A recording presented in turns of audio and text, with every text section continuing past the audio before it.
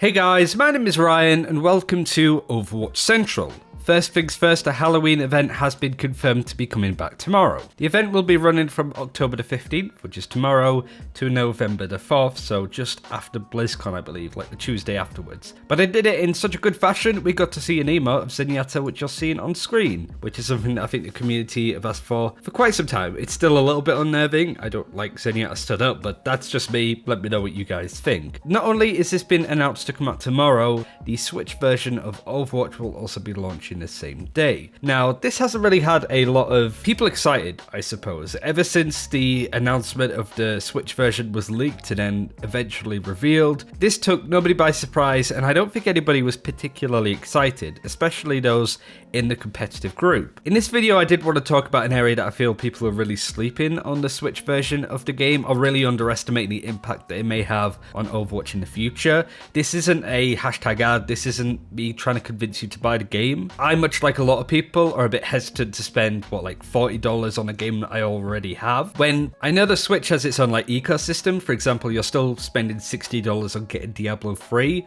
or even Skyrim on the Switch. And those games have been out for years. The difference is, of course, that you have that portability. I can play Skyrim or Diablo on the flight to BlizzCon, as an example. That's where you want to use it, because it's portable, you can sort of keep your progress, still play it on the TV like a normal console, but it's all about being able to take it wherever you want and running these really good games in the palm of your hands. And it's cool that Overwatch and Blizzard have managed to do this to fit it onto the Switch, but you can't really play it on the flight to BlizzCon, for example. You can't play it on a train, you can't really play it undocked, I feel, if you want a real competitive experience, which is where I feel like it loses a lot of its brownie points. It has to provide a lot to be worthy of that price point, but it's the other areas that I feel that really make Overwatch on the Switch shine. I got to play a little bit of this, a couple of games when I was in Philadelphia. Obviously, Miska and Stylusa went to LA to play a little bit more of it, but in my brief experience, I really did find an area that made this really interesting. And not only is it pretty impactful in that specific area, but it was also really impactful for Blizzard to be able to do this. Jeff Kaplan and Wes Yanagi sat down with Ars Technica on their YouTube channel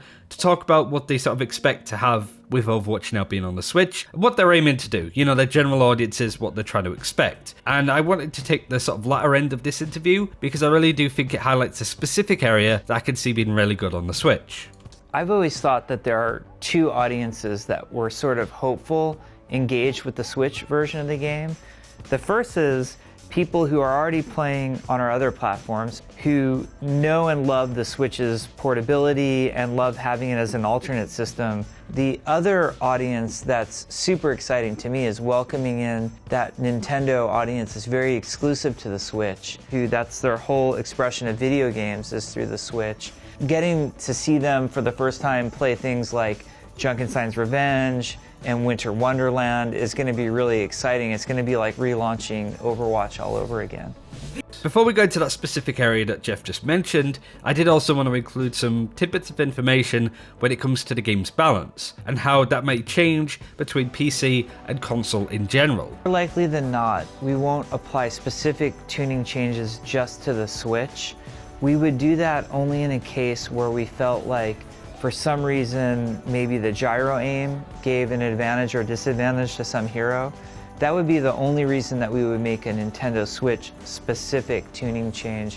What you'll more likely see is some tuning changes between PC versus all three of the console platforms. It's not too much news there, it's kind of a good assumption because that's what Blizzard have been doing recently. I suppose Torbjorn is a firm example of a hero that has been nerfed a little bit more on console than PC because of the differences there. But getting back onto the main point, I feel like it's the arcadey side of Overwatch that I think is really going to sort of take the Switch by storm. Competitively, I don't think there's any real desire to play it in that fashion. You could be top 500 on Switch, but I don't really think it amounts to too much. But playing stuff like 1v1s with your friends, just sort of out in the open, being able to play some more of the arcadey game modes like Jeff mentioned with Junkenstein's Revenge, and playing stuff like the other event game modes, where you have an element of competitive spirit in it. Like I said, 1v1 is a firm example of that, but it's also very arcadey, and those are the kind of games that the Nintendo Switch loves. Great examples of games like this are like Super Smash Bros., where you can play competitively. Of course, there's very good players out there, but it's also a game that you can play with your friends, and it doesn't really matter who wins, because it's just about the sort of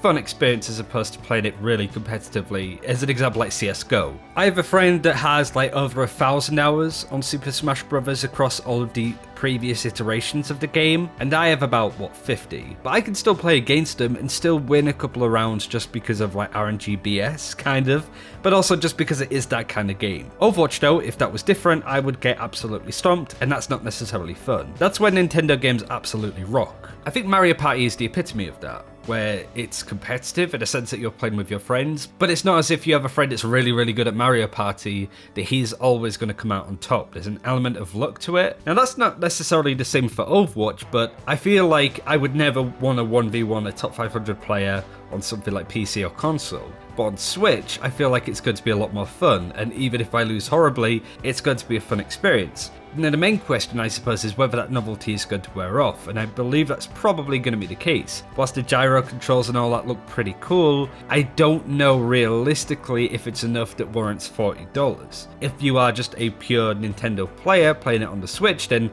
of course, go for it. It'd be a great game to play on the console, but for everybody else that has a PC, Xbox, PlayStation that has the game already, you have this big area that I feel is a lot more fun on the Switch than it is on PC. Doing arcade game modes like Mystery Heroes, Deathmatch, 1v1s, 3v3s, anything that isn't just the competitive 6v6 game mode, I think is going to be a lot more fun on the Switch. Whether that's enough to warrant the price tag, I do not know. I don't think so, at least. I haven't really sat down and decided if I want a copy of the game. After playing it and going into it incredibly cynically, playing the game and sort of trying it out, it's a lot better than you'd expect, and it really brought that nostalgic, oh, this is why I played Overwatch in the first place. It's like you're relearning the game in some capacity, and it really brought me back to relearning the game again, and it was really nice. That might be the same for a lot of you, but of course I can't speak for everybody. I just wanted to give my 2 cents on the Switch. Not a lot of people have been talking about it, and it's very easy to dismiss it from a competitive standpoint, which I get, but the arcadey, playing with your friends in a Mario Party, Smash Brothers kind of way, I think is where the game is really going to shine, if I'm being honest. But I hope you enjoyed this video. Nice breakdown of what I thought of the Switch after playing it a little bit, and how I just feel that people are really underestimating it. But thanks for watching, take care, I'll see you soon.